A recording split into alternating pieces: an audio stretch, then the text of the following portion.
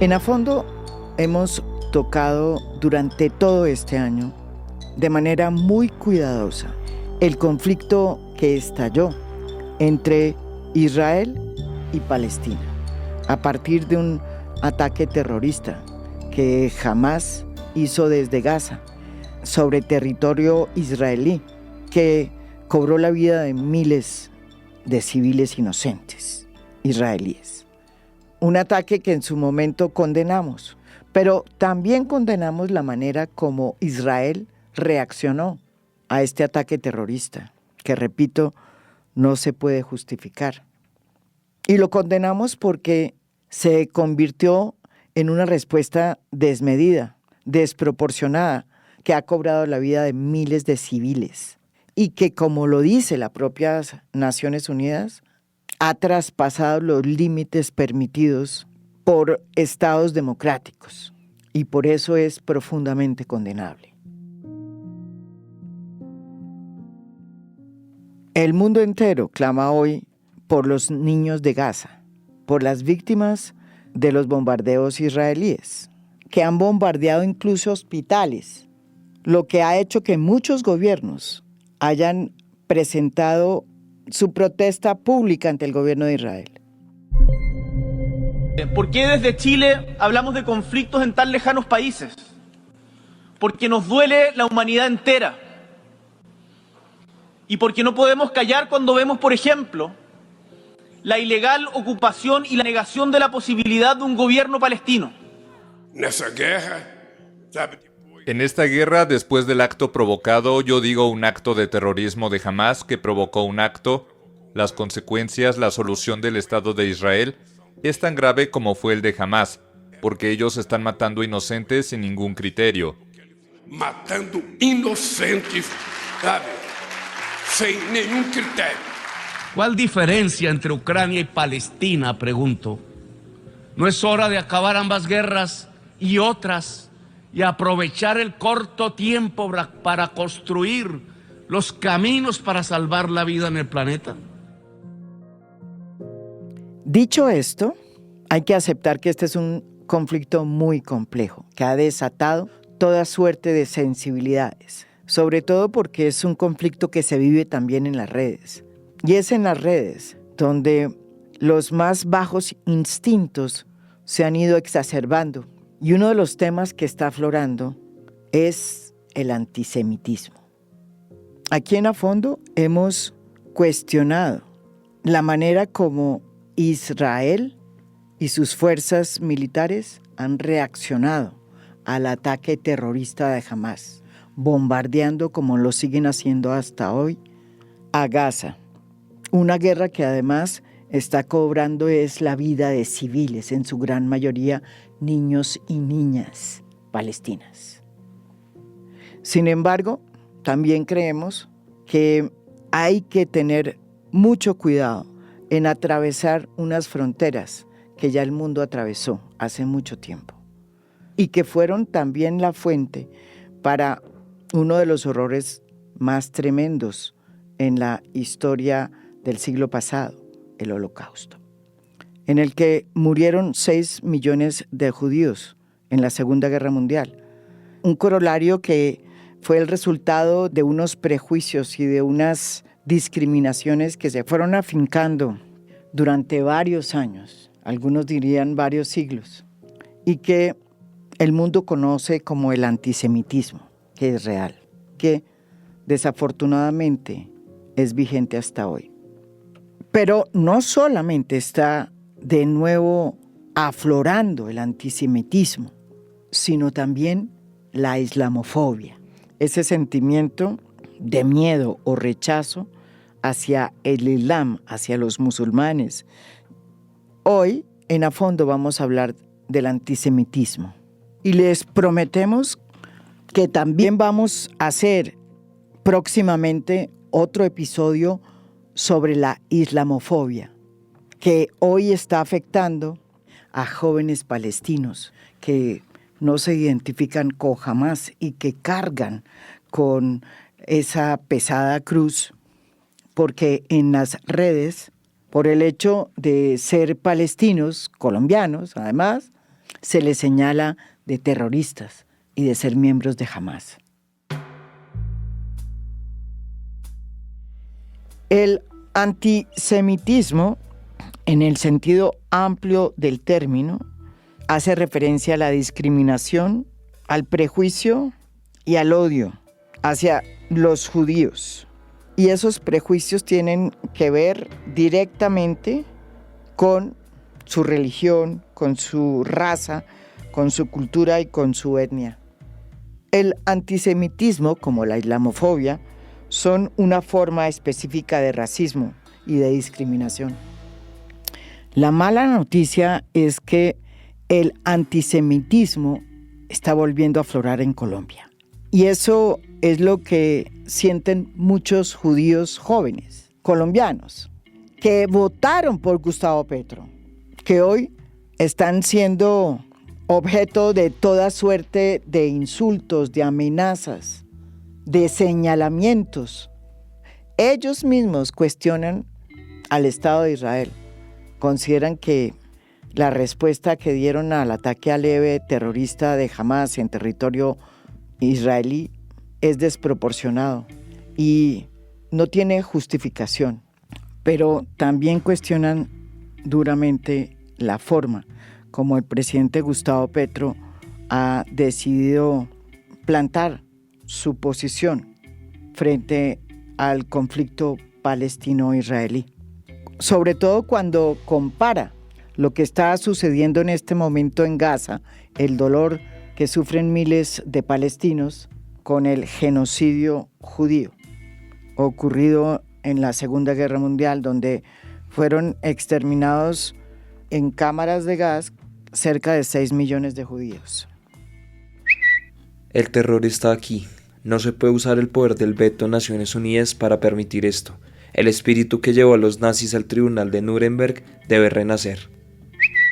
Dicen que esto no es de nazis. Así no le guste a la conciencia occidental, estos hechos, el exterminio de 5.300 niños y niñas palestinos, es de nazis. Repito, de nazis. El nazismo es una forma de fascismo, profundamente violenta y genocida. Se basa en la creencia de una raza superior que le confiere el derecho a exterminar y subordinar a los diferentes, a los que considera incluso como no humanos. Eso está sucediendo en Palestina. Muchos de los jóvenes judíos colombianos que están sintiendo en su piel el surgimiento del antisemitismo y que por primera vez lo perciben aquí en Colombia y que además votaron por Gustavo Petro, le escribieron hace un mes una carta al presidente. Una carta que además no quisieron firmar por temor a que fueran identificados y empezar de nuevo el círculo de hostigamiento. En la carta, ellos le piden al presidente Gustavo Petro prudencia en sus declaraciones frente al conflicto entre Palestina e Israel. Porque cada palabra, según ellos, cada trino que saca el presidente Gustavo Petro, pues tiene un peso. Y según ellos, en lugar de apaciguar los ánimos, los azuza.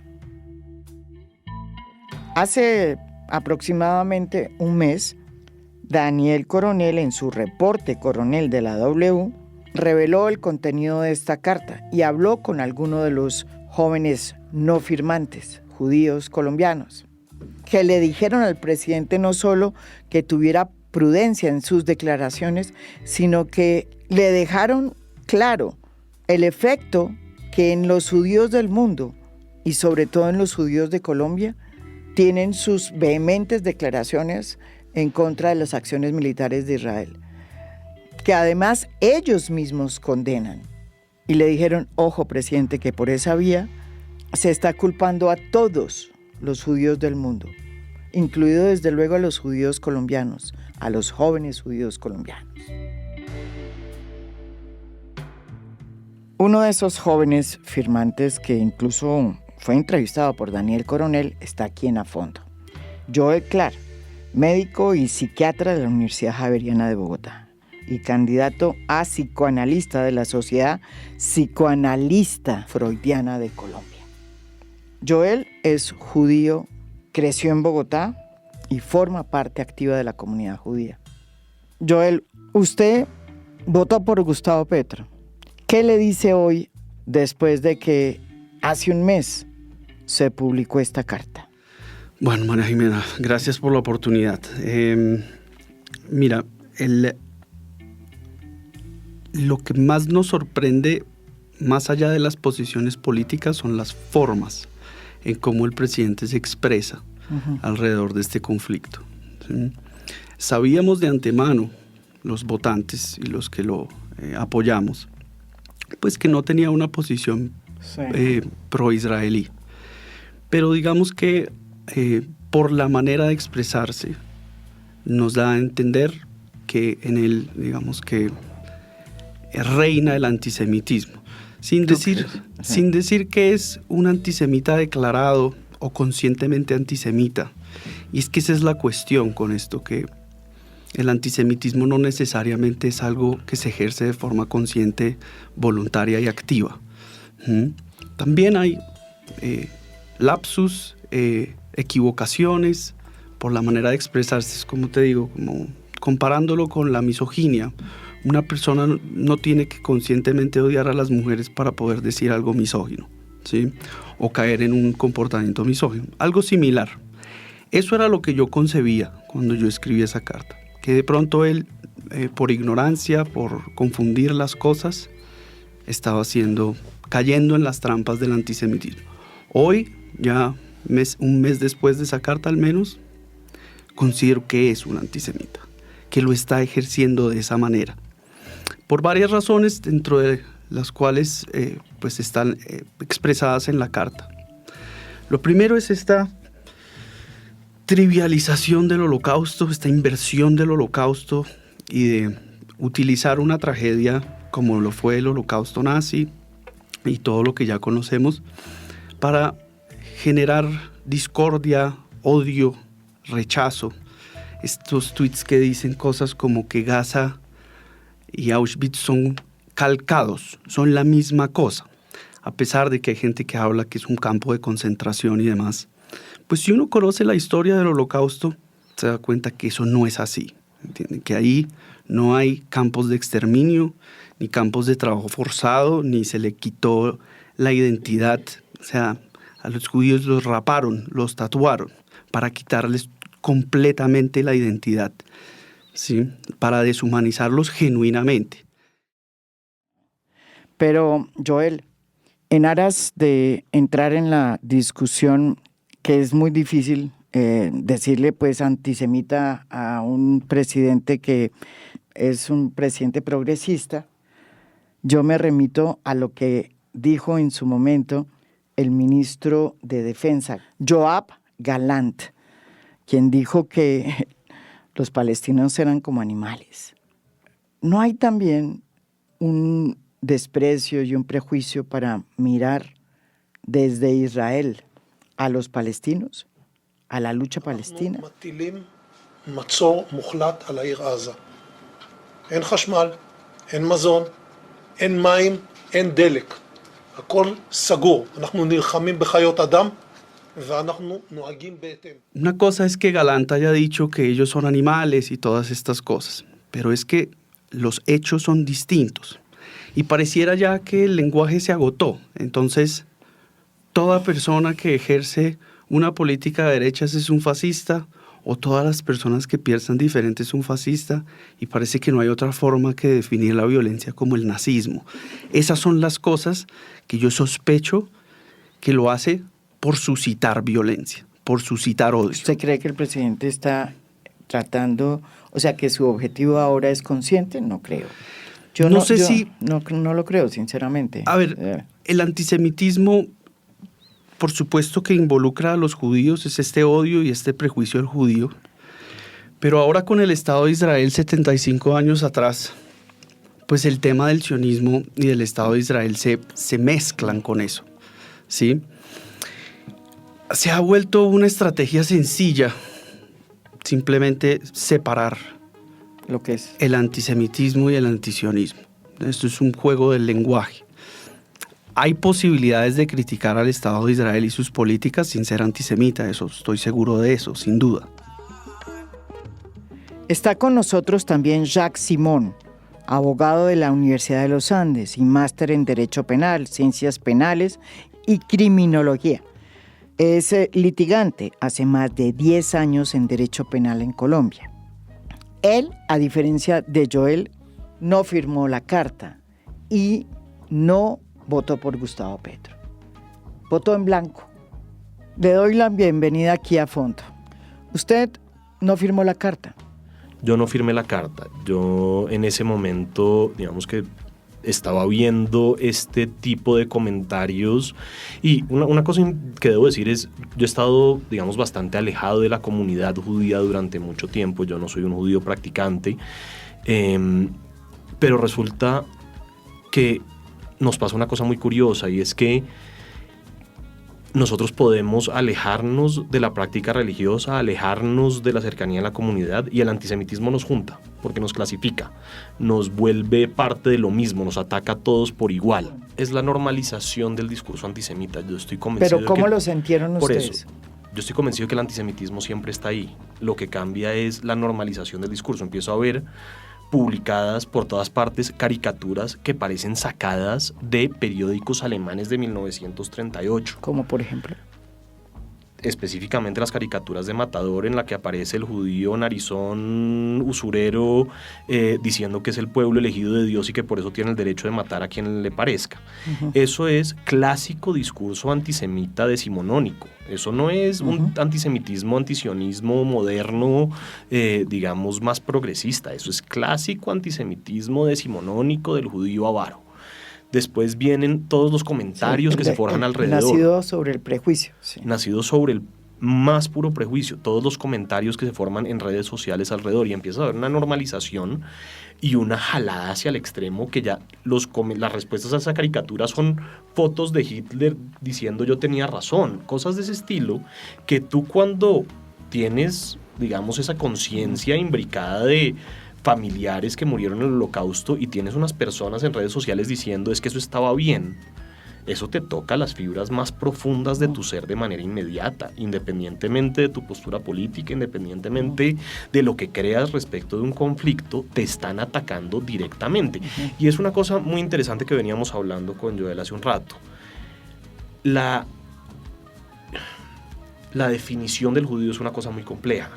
Y una cosa muy interesante es que la definición que tomó el Estado de Israel en su fundación, cuando definió las políticas migratorias en relación a quién podía emigrar o no a Israel bajo la ley del retorno, están calcadas de las leyes de Nuremberg.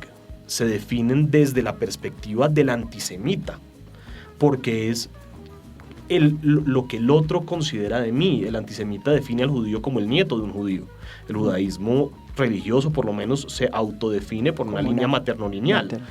No es ese tipo de relación generacional, pero la ley israelí sí lo reconoce de esa forma porque así lo identifica el antisemita. Entonces, cuando tú entiendes que independientemente de lo que creas, de lo que seas, de tu actitud frente al mundo, el mundo te clasifica como, reaccionas frente a eso. Y eso es lo que yo estoy viendo y viviendo. Inmediatamente eso me trae a decir, espera un momentito.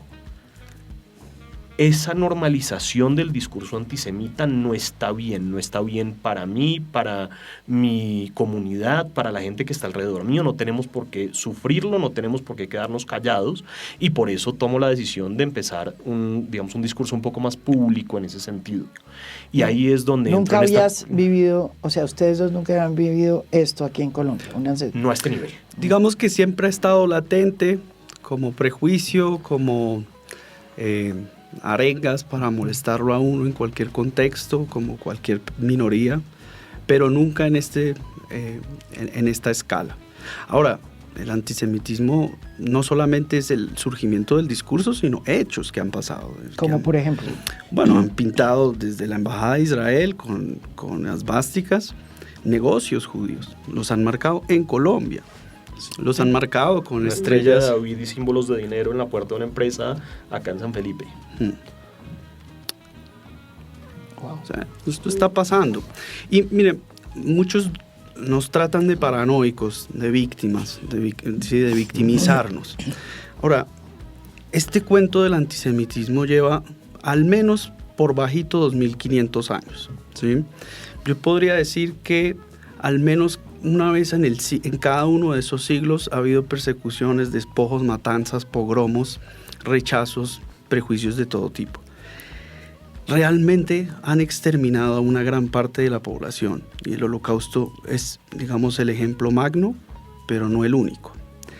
Pues los judíos nos hemos vuelto de alguna manera paranoides, nos han seleccionado paranoides, ¿sí?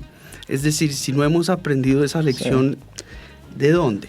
¿Sí? Es decir, los que hoy contamos la historia somos descendientes de aquellos que se preocuparon rápido. El que se confió del alemán y dijo, eso no pasa nada, ese Hitler cualquiera, no está contando la historia. Entonces, no tiene que haber un hecho magno para que esto suceda, aunque pasa todo el tiempo, ¿entienden? Joel, ¿por qué le parece a usted que Gustavo Petro está banalizando el Holocausto? Cuando yo escribí esa carta le di el principio de ingenuidad. Ya no. ¿Sí? Ese principio de Hanlon ya no aplica. ¿Por qué? Precisamente porque a pesar de que sabe que esto es hiriente, que además, o sea, miren, ¿cómo saber si uno no está cayendo en un discurso de odio? Básicamente es cuando usted está haciendo referencia a una verdad, a unos hechos. Cuando usted está adornando el discurso de estas arengas de odio, ya no es verdad y por lo tanto lo hace con un objetivo hiriente. Dirán, pero Petro ha tenido empleados judíos, colegas judíos, amigos judíos. Sí, claro que sí, pero es que ese es el punto, que podemos simplificar esto a, yo me estoy refiriendo al Estado de Israel, pero está afectándonos a todos, y él lo sabe, judíos colombianos y judíos del mundo.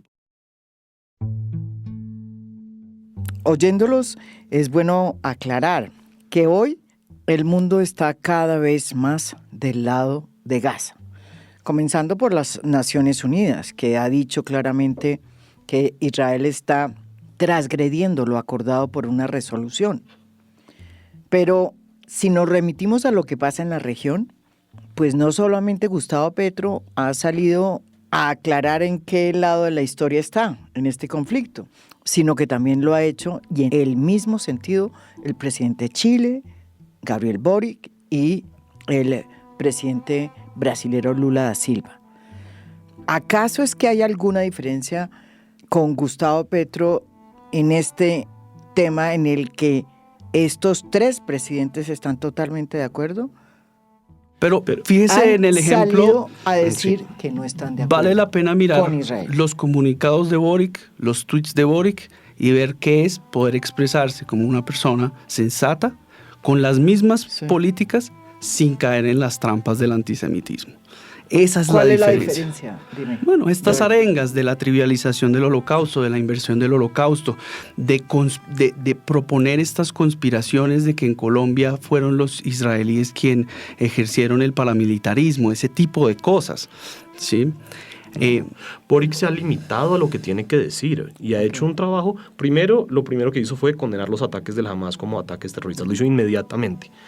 Después, de hecho, en el mismo momento pide mesura y pide respeto a las leyes internacionales, que está perfecto. A lo que se firmó en las Naciones Unidas. Sí. Y después de eso empieza a condenar una serie de actuaciones que es respetable que las condene, de una manera específica en relación a lo que está ocurriendo en Oriente Medio. No sale con unos ataques adicionales ni con unas comparaciones que son completamente insensatas. Y yo te pongo un ejemplo que para mí fue clarísimo. La explosión en el parqueadero del hospital de Al-Quds. Si mañana en la frontera entre Ucrania y Rusia estalla un hospital y mueren 1000 personas, tú verías que la reacción de todo el mundo es, primero, declamar que es un crimen de guerra, segundo, decir que qué desastre, que se investigue y que se averigüe quién fue. Porque cuando una cosa explota es muy difícil saber quién lo hizo de manera inmediata. Cuando pasó lo del hospital de Al-Quds, la reacción, especialmente la reacción nuestra, fue ¿qué es esto? ¿Cómo alguien puede hacer semejante barbaridad, atrocidad? ¿Puede haber sido el Estado de Israel? Mira, están en conflicto, puede haber sido. ¿Puede haber sido otro de los grupos insurgentes? Puede haber sido. ¿Puede ser desinformación? Puede haber sido.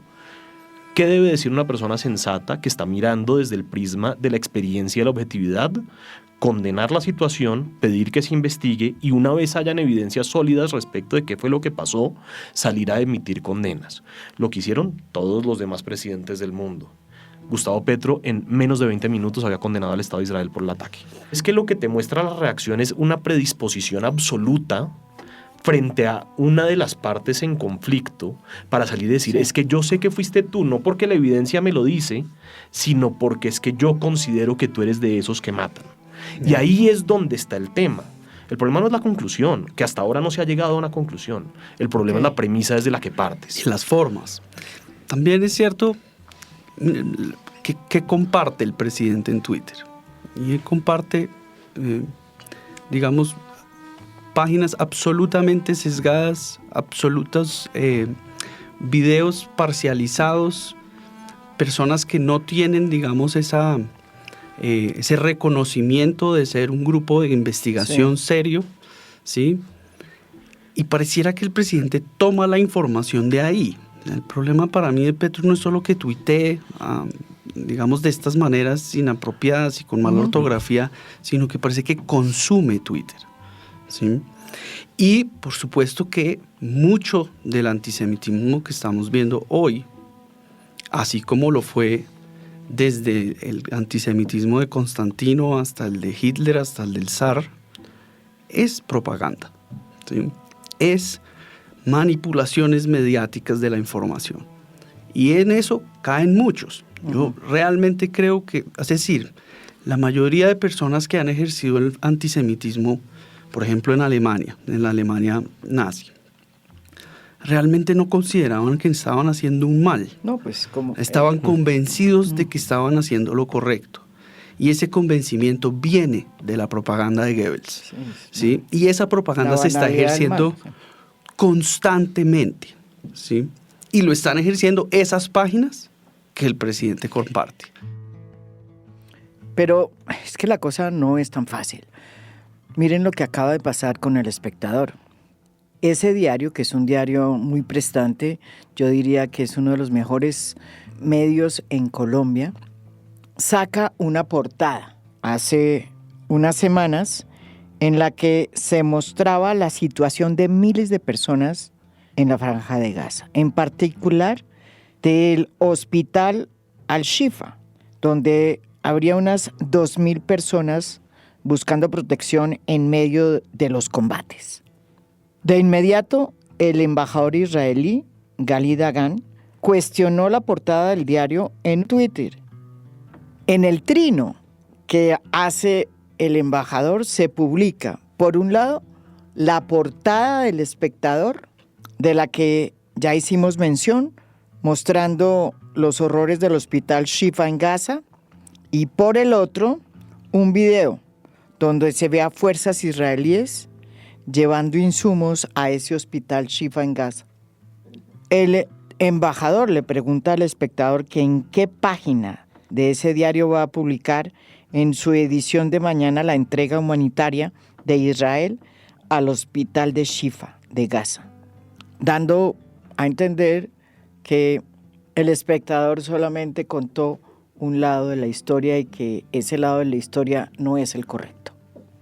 Desde luego, Joel, quiero recordarle que esta salida del embajador produjo una reacción en todos los medios colombianos, incluso una declaración de la FLIP, que dijo lo siguiente: rechazamos los cuestionamientos que hizo el embajador de Israel sobre la imparcialidad del Espectador ante el cubrimiento del conflicto entre Palestina e Israel.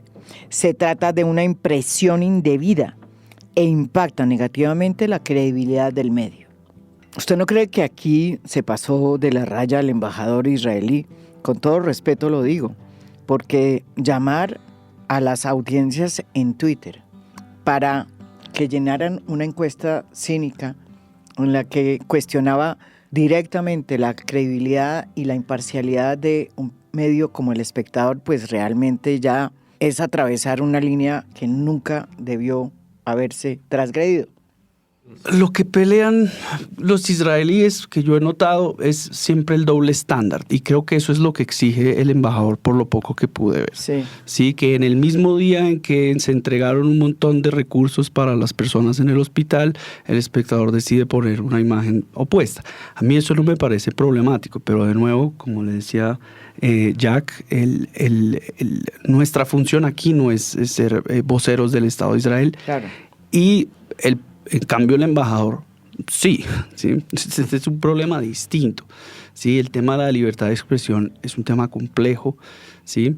Sin embargo, los discursos de odio son identificables. ¿Sí? El tema de sesgar la prensa, de tomar partido, esto no es necesariamente un problema antisemita, ¿sí? Pero digamos que sí ha habido un doble estándar muchas veces en cómo juzgan las acciones del Estado de Israel. Pero uno siente que quedó en la discusión como si estuviera haciendo un atentado al corazón del Estado de Israel. Claro, pero es que él representa no solo al Estado, representa al gobierno específico actual de Israel. Entonces, claro, y de entrada, pues eso puede ser una posición que no es sostenible. Pero a mí me eso parece realmente un poco criticable. Muy Así como hay criticable. que criticar a Petro cuando se desfasa, pero me es parece muy criticable, pero es que es una posición de un político que representa a un gobierno que tiene una línea. Eso es una cosa muy distinta. Ya. Y ahí es donde viene toda la discusión. Criticar y cuestionar al Estado de Israel, inclusive especialmente al gobierno de Israel, no es per se antisemita. ¿Dónde es la dificultad de dibujar esas líneas? Si uno mira los hechos con objetividad, no va a ser antisemita. Al final del día, la objetividad es el mecanismo mediante el cual podemos tomar decisiones. Entonces, ¿qué problemas tienes? Cuando existe como este eslogan de yo no soy antisemita, soy antisionista, ahí empiezas a tener problemas. ¿Por qué? Porque vamos al primer tema. Sionismo es una idea básica muy sencilla que es el derecho de autodeterminación, digamos, estatal del pueblo de Israel, hablando de 1920. Sionismo es la idea de que 1890. Sí, 1890. Bueno, exacto, es más viene viejo. desde el siglo XIX. Sí. Entonces, ¿qué es el sionismo? Esa idea de que el pueblo judío tiene derecho y necesidad a tener un Estado propio. Ni siquiera, o sea, en su germen, ni siquiera habla de dónde queda ese Estado. Es una discusión inclusive posterior. Si tú dices yo soy antisionista contra esa idea de que el pueblo judío puede autodeterminarse, yo sí creo que eso es equiparable a antisemitismo. Es decir, yo no creo que los judíos puedan tener un Estado en ninguna parte del mundo. Eso es antisemitismo. Entonces después viene, listo, no soy antisionista, soy anti las políticas del gobierno israelí. Pero es que entre 1948 y hoy, el gobierno israelí ha sido una cantidad de cosas completamente distintas. Sí, pero en los últimos 20 años entonces, ha si sido ya lo gobernado por el Likud. Si ya lo aterrizas a yo soy opositor de las políticas del señor Netanyahu y el Likud actual. Eso es una cosa muy distinta. Pero es que tú no ves que la declaración sea esa. Tú no ves que estén en contra de unas políticas específicas de un gobierno, de un Estado. Están en contra de la existencia misma del Estado. Y ahí es donde se empiezan a difuminar esas líneas y confundir. Yo soy un fiel creyente de que criticar al Estado de Israel en sus políticas actuales, al gobierno de Israel actual, no solamente es legítimo y válido, sino que probablemente sea correcto en la mayoría de las cosas que dicen. Pero no si partes de la premisa de que el Estado de Israel no debería existir. Especialmente porque uno tiene que tomar las realidades de la vida como son. Pero yo te pregunto, ¿tú crees que debe haber un Estado palestino? Yo en lo personal sí, pero también te digo que eso es completamente irrelevante a la discusión. ¿Por qué? Porque es que mi opinión individual frente al tema no debe ser lo que marque la existencia o no del antisemitismo o si yo soy discriminado o no. Mi opinión personal frente a muchos de los temas puede estar muy alineada, o sea, esa idea de que uno es o pro-palestino o pro-israelí o pro-israelí. No, eso no tiene ningún sentido. Estoy hablando de la two-state solution, que es para la única solución para mí, que había en lo planteada. personal, como Jack Simon, es una solución que es probablemente la más válida y la más útil. Y la que más nos puede acercar a un esquema de paz. Tengo mis dudas de cuál sea el resultado, todas las del mundo. Pero es que, primero, no soy un experto en geopolítica. soy un abogado colombiano que veo las cosas del prisma del derecho. Sí. Y segundo, no hablo a nombre de todo el pueblo judío. Y dentro del pueblo judío hay gente que piensa distinto, que piensa desde el extremismo religioso hasta el antisionismo más puro. ¿Qué significa para ustedes el sionismo? El judaísmo es siempre sionista, si estamos hablando del sionismo religioso, ¿sí? Es decir, la noción de que hay una tierra prometida, de que Dios, después de liberarnos de la esclavitud en Egipto, nos concede este lugar. El tema del éxodo y el retorno ha estado 3.500 años. Es correcto. Todos los judíos le rezan a Jerusalén, tienen en su corazón a Jerusalén. Cuando rompemos esa copa, cuando nos casamos, es el recuerdo de la destrucción del templo y el retorno eventual a Jerusalén. Es decir, tanto estos Naturei Carta, estos ortodoxos antisionistas, también son sionistas religiosos, simplemente dicen que están esperando es que el Mesías nos brinde la tierra. Los ¿sí? ultraortodoxos, sí. Entonces, ese es el sionismo religioso y todos los judíos son sionistas en ese orden de ideas, religiosamente hablando. ¿Sí? Ahora, el sionismo político que nace en el siglo XIX lo ejerce un periodista, Teodoro Herzl, ¿sí? Vienes, que va a cubrir el famoso caso Dreyfus en Francia, ¿sí? En donde no solo es condenado injustamente a traición Dreyfus por ser judío, él era un militar judío de alto rango, sino que lo que sucede alrededor del caso Dreyfus en Francia, las arengas que cantan en las calles diciendo muerte al judío, y él se pregunta, ¿y por qué no muerte al traidor sino muerte al judío? Y se empieza a ver todos estos surgimientos de linchamientos, de maltratos, de desprecios en Francia. ¿Sí? Al mismo tiempo, en la Rusia zarista está pasando los pogromos, las persecuciones que, digamos, el zar, por su fracaso político, termina promoviendo y culpando a los judíos de su fracaso. ¿Sí? Entonces, ese sionismo nace de no podemos vivir más aquí en Europa, no podemos vivir en Medio Oriente. ¿Qué hacemos para solucionar el problema del antisemitismo? Teníamos derechos civiles igualitarios después de la emancipación de los judíos, que es de apenas del siglo XVIII, ¿sí? Con diferencias en los años. La Revolución Francesa fue la primera técnica de emancipación. Y a pesar de eso seguía pasando eso en Francia. O sea, a la larga los derechos ya podíamos trabajar igual que todos, votar, toda la cosa. Pero el tratamiento siempre fue diferencial y maltratante. Herzl dijo, a mí no se me ocurre otra cosa que tener un Estado propio donde esto ya no nos vuelva a pasar, ¿sí? Hubo judíos antisionistas en el momento. Cuando Herzl surge esta idea, el primer congreso sionista, etcétera, hubo ideas de hacerlo en Argentina, de hacerlo en África, etcétera. Pero al punto al que voy es que esta es la antítesis del antisemitismo, ¿sí? Y es un lugar a donde nunca más nos vuelva a suceder esto que pasó, ¿sí? Tristemente volvió a suceder en territorio israelí. ¿Por qué hay que decirle a Colombia y al mundo que el antisemitismo como la islamofobia son dos prejuicios que no solamente van a afectar a los judíos, a los árabes o palestinos, sino a todo el mundo? ¿Cómo le explican ustedes a los que nos escuchan por qué hay que denunciar el antisemitismo? Cuando el antisemitismo se ha hecho política pública en la historia, se han muerto judíos muchos, pero se han muerto los académicos, los artistas, los librepensadores, los bolcheviques, los opositores. Es decir, cuando el antisemitismo toma un rumbo de política de Estado, se muere la libertad. No solo los judíos, que además representamos la libertad, aunque a la gente eso le pique, pero en la historia ha sido así, ¿me entienden? El origen de todo esto es una ley moral, ¿sí? Universal, que sacan los judíos después de ser liberados de la esclavitud y crean una ley en contra de la esclavitud, de que todos somos iguales ante este único Dios. Y eso es, todos somos iguales ante la ley. Por eso a los tiranos nunca les gustó el judaísmo, porque traía problemas, ¿sí? Pero a lo que voy es la convicción de que esto no tiene nada que ver con el antisemitismo es un error. Y la gente no lo hace de malo. Es inevitable, te lo digo desde el psicoanálisis, desde la psiquiatría. Cuando usted ve imágenes de niños padeciendo de esa manera, naturalmente se activa no su lóbulo prefrontal, no su ni siquiera es racional, se activan sus pasiones.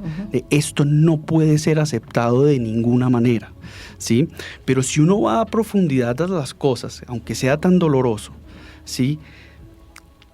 También cómo es que se está perpetuando esta situación, y es el Estado de Israel es el único culpable de que esta sea la realidad de Palestina. No es cierto eso, ¿me entiende? ¿Cómo es esto que el progresismo no concibe la opresión de los palestinos ejercida por el Hamas, la homofobia, que no es solamente el rechazo, sino que matan a los que lo ejercen, que hay realmente una tiranía allá adentro, ¿sí? Y que para unos es una libre expresión de su manera de gobernar. Ahí está la cuestión, la exigencia. El nazi es Netanyahu, ¿sí? Pero estos personajes que han ejercido esta tiranía sobre su pueblo, ¿sí? Este es un personaje que lucha por la libertad. ¿Cómo es eso? ¿Sí me entiende? ¿Cómo funciona ese doble estándar? En el fondo de esto subyace la necesidad de que el mundo solucione la justa pretensión que tiene el pueblo palestino a un Estado, cosa que no ha sucedido, y en cambio lo que se ha producido es que hoy por hoy en la zona del West Bank se están impulsando una serie de asentamientos de judíos ortodoxos además, que no están de acuerdo con la creación de un Estado palestino, lo cual hace aún mucho más complicada cualquier solución.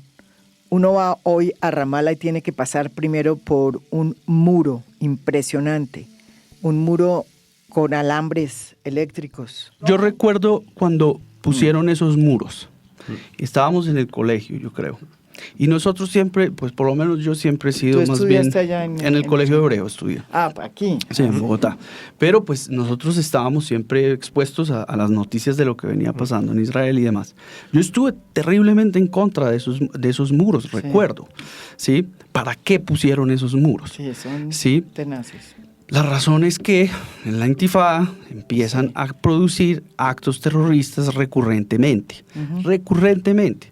¿Sí? Bombas en restaurantes, en centros comerciales, etcétera, ataques con cuchillos, ¿sí? A cualquiera, ¿sí?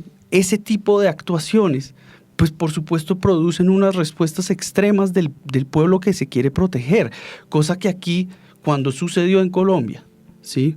Cuando, digamos, decidieron bloquear a la violencia que nos atentaba, pues fue tremendamente popular. No, y ¿sí? fue tremendamente violento. Improductivo. Claro. Democráticamente. Por eso y le hablo con la voz de la experiencia. Eventualmente condenable. Ya para finalizar, una de las cosas que precisamente ha dicho Gustavo Petro es que ha recabado en la necesidad de que Colombia apuntale su política para apoyar la creación del Estado palestino. Y yo creo que es una pretensión justa y un postulado correcto, lo cual no significa que haya dicho que hay que negar la existencia del Estado de Israel. ¿A cuál Gustavo Petro? ¿Al coherente o al incoherente? ¿Sí? No. ¿Al ambivalente? ¿A cuál? A ver, ¿sí? Porque una cosa es que esa es la cuestión con él. Unas ideas a mí me parece son muy bonitas. Bien decir privilegiamos lo que es justo. O sea, lo que es justo es que haya un Estado palestino. Claro, eso es lo que está diciendo por supuesto. Pero no solo está diciendo eso, cuando él escribe ahí desde el río hasta el mar, from the river to the sea, que es esta arenga, que es desde el río Jordán hasta el mar Mediterráneo, es bote a los judíos al mar, arengas de Nasser, arengas de tradicionales antisemitas, ¿sí? Negando el derecho de Israel a existir. Y ahí, digamos, cuando usted concibe eso, pues ya para nosotros eso es un ataque, punto. Es que ese es el punto. Tú, María Jimena, dices, es que Gustavo Petro está promoviendo la solución de dos estados. Sí. Entonces, si miras lo que dice, está promoviendo la de uno, que es el Estado palestino. Sí. Eso es la realidad de lo que está, por lo menos, expresando. Está eso diciendo, es lo que está diciendo. esa solución es dificilísima. Y un poco el concepto es, y volviendo a lo que estabas diciendo de los colombianos, a nosotros lo que nos pasa es como si a un señor que su papá es colombiano y lleva viviendo en Canadá 25 años y nació en Canadá y es hijo de un canadiense colombiano, le vienen a gritar que tiene responsabilidad por las masacres paramilitares. Pues mira, no. Jack, usted tuvo una disputa con Matador, que es el caricaturista que sacó y publicó una caricatura que suscitó en usted una reacción y que usted mismo la calificó de antisemita. Usted me dice que esa fue el agua que llenó el vaso y que desde entonces decidió salir a denunciar el antisemitismo que se está empezando a colar por entre las rendijas de la sociedad colombiana. ¿Qué es lo que usted siente, que está percibiendo, que sea distinto a lo que siempre ha vivido en Colombia? Mira, yo entré a hablar de estos temas en Twitter del antisemitismo y fui muy claro, especialmente en ese primer debate que di con Matador, en que yo no apoyo las políticas actuales del Estado de Israel. Y que las he criticado en público durante muchos años. Pero sientes que... Y me responden, usted lo que debería hacer es pedir excusas por el genocidio. Mira, ¿yo qué excusas tengo que pedir de absolutamente nada? Yo no tengo por qué avergonzarme ni de ser judío, ni de pensar que merecemos tener un Estado, ni de pensar que esto hay que mirarlo con el detalle que hay que mirarlo. No tengo por qué avergonzarme ni pedir excusas por absolutamente nada. ¿Por qué? Porque yo soy, de nuevo, un ciudadano colombiano más de iguales derechos y no tengo por qué sufrir esos ataques en Colombia ni en ninguna parte del mundo. Y por eso te digo, yo estoy de acuerdo contigo. La solución, yo creo que pasa necesariamente por una solución de dos estados. ¿Cómo llegar a ella? Realmente no tengo ni idea. Es muy difícil. ¿Y ustedes qué le piden a Gustavo Petro? Ya para terminar. Yo creo que ya hay mucha desesperanza. ¿Por qué? Yo le pido que no sea intelectualmente perezoso. Su información no puede salir de Twitter. ¿Sí? Creo que este es un país democrático, universal, absolutamente libre de acceder a la información, y el presidente tiene una posibilidad de entender un poco más lo que está pasando a profundidad, que cuando él utiliza estas arengas políticas populistas, francamente, es decir, que somos nazis y demás, ¿sí? Está afectando a una población entera, está hiriendo la memoria, es una falta de respeto absoluta lo que él está haciendo con los judíos del mundo y con los judíos colombianos, por supuesto. Así él lo considere dirigido a Israel y a Netanyahu y Trump, ¿sí? Si no se ha dado cuenta, pero yo estoy seguro que se ha dado cuenta, ¿sí? Eso yo le pediría a Gustavo Petro. ¿Tú? Yo, digamos, a Gustavo Petro y a los antisemitas, digamos, que han llegado a ese nivel, no les pido absolutamente nada. Es que a esa no es la persona a la que yo le quiero hablar. Yo trato de hablarle a las personas que inconscientemente pueden haber adoptado algunos sesgos antisemitas, que no lo tienen tan arraigado en su corazón, que el mensaje es muy sencillo. Hay que ser objetivo, hay que escuchar, y hay que no partir de la premisa de que el judío es malo. La información tiene que evaluarse en cada momento de una manera objetiva. Y si la conclusión después de hacer ese ejercicio es la condena absoluta a las acciones del Estado de Israel, bienvenido. Entre más argumentos mejor, y tal vez es el mejor camino para que se logre una solución de esa que estábamos hablando, que es imposible. Pero partir de una premisa de objetividad y una premisa de no distinción por motivos religiosos, étnicos o raciales. Es muy fácil, yo no pido mucho. Los discursos que están apelando a los prejuicios, al odio, a la discriminación por raza, religión, cultura, que son el caldo de cultivo del antisemitismo y de la islamofobia, no deben abrirse paso en Colombia. Nosotros, que hemos sido tan discriminados a lo largo de nuestra historia, debemos saber el peso que eso conlleva, la carga que eso supone.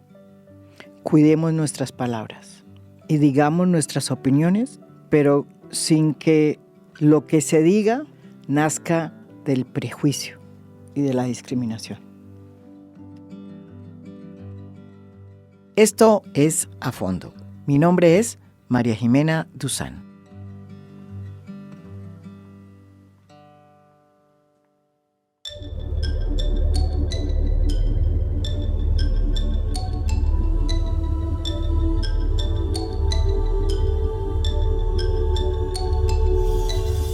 A Fondo es un podcast producido por Mafialand. Producción general, Lucy Moreno. Postproducción de audio, Daniel Chávez. Música original del maestro Óscar Acevedo. Nos pueden escuchar también en mi canal de YouTube. Gracias por escuchar. Soy María Jimena Duzán.